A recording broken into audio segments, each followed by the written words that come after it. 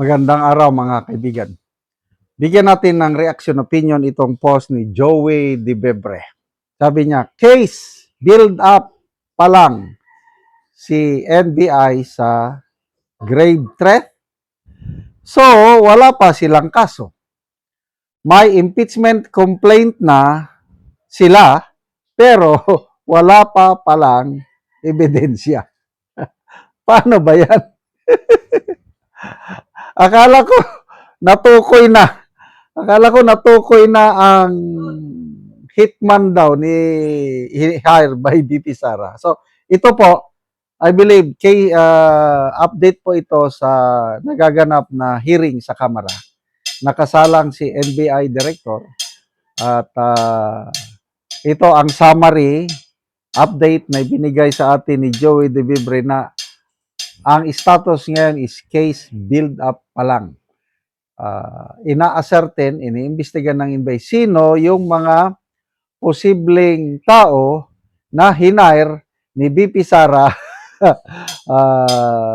na gagawa doon sa assassination plot. Akala ko meron na eh. Wala pa. Kasi sabi na Atty. Gonson, natukoy na daw eh. Na parang nakahanap na sila ng dagdag na another Madriaga. So paano yan? Klaro, I don't know kung nasa third or fourth impeachment complaint ba yung grave threat.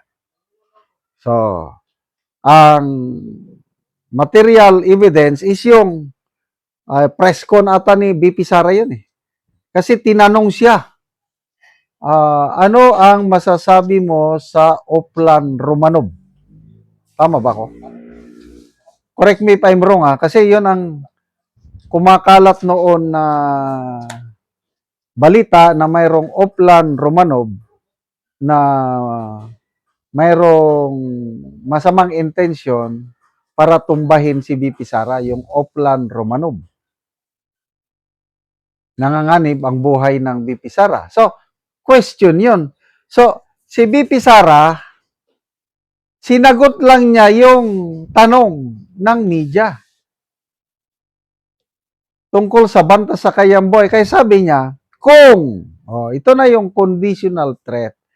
Kung may mangyari, kung magurgur ako, meron na rin akong kinontak na hitman para gurgurin silang tatlo. Ganon yon.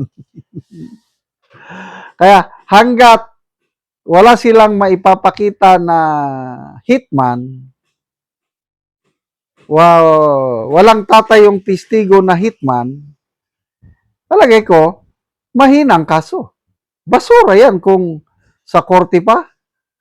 Kaya nga dapat sana ito, kung talagang malakas na basyan ito, sa kriminal dapat na isampa na ito isinampa na ng piskal doon sa korte. Magto 2 years na, wala pa eh. So wala. So, ano ba yan? Case build up pa lang, wala pa palang ebidensya. Kaya, naghahanap pa. Kaya malaking sakit ng ulo ngayon ang NBI director paano makahanap ng ebidensya. May nabasa akong post ni Teo Moreno kanina. Parang grave threat din eh.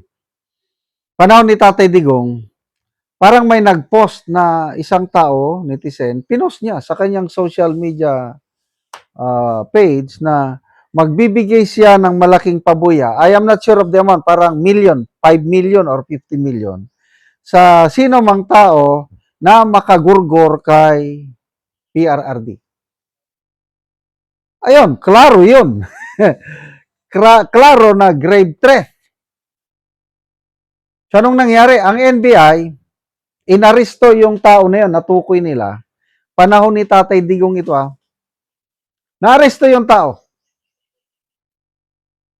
Sinampahan ng kaso. Dumating sa korte. Ang resulta, ang korte, binasura ang kaso. Kaya believe ako sa ating mga korte, kung wala ka talagang klarong kasalanan, ibabasura. Yung walang Proof beyond reasonable doubt. So, yung tao na yon is klaro na nag-post siya ng direct threat sa buhay ng presidente. Kaya ang problema, yung mga nag-aresto sa kanya is by the time of his arrest, hindi nila alam kung ano ang dahilan bakit nila inaaresto yung tao na yon. Ayun, technical na yon. Then ano pa ba ang kalimutan ko na yung ibang detalye. Ibinasura ng korte. Ganyan ang ating mga korte, grabe. Kung alanganin yung ebidensya laban sa akusado, ibasura yan. Mas mabuti daw na, paano ba yon? Mas mabuti na lumaya, palayain yung isang tao na kaysa yung makulong yung wala namang sa something like that. So, itong grave threat na ito na ibinabato nila kay BP Sara is nakakatawa. Very basic. Conditional threat yan. Matatalo at matatalo sila sa regular course natin. Mababasura yan. Lalo na dito sa impeachment court dahil hindi mo kailangan ng matibay na ebidensya yan. Ang kailangan mo lang is kakampi mo sa politika. So, talo sila doon sa opening ng BIR box. Ano pa ba ang mga ebidensya nilang malakas labang kay BP Sara? Dalawa lang yung testigong na i-present nila, si ex-Senator Trillanes at saka si Madriaga lang. After that, wala na. So, sige.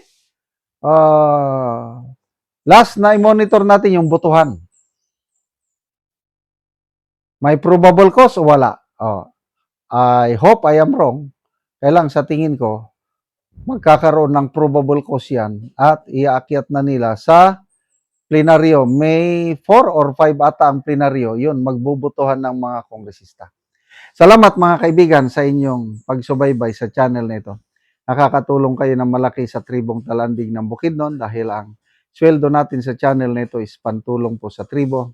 Namimigay tayo ng libreng yero at pako para makapagpatayo sila ng mas maayos na tirahan. Panoorin nyo ang video na ito. Karon mag-atok na gyud si Kuya.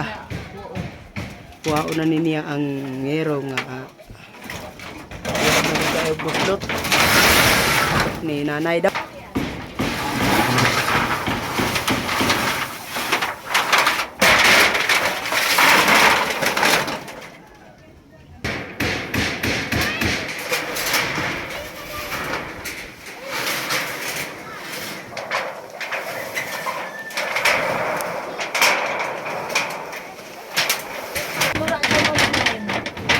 Isok-sok ba?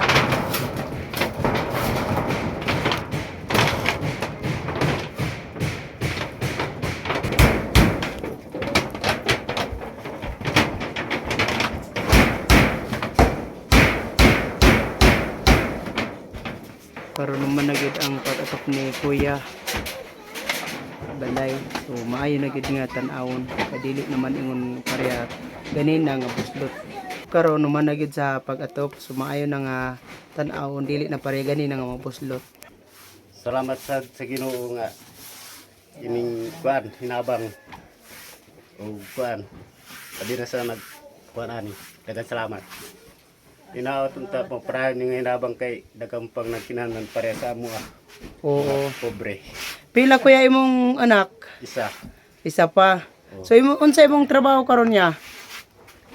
silipro Sumepro.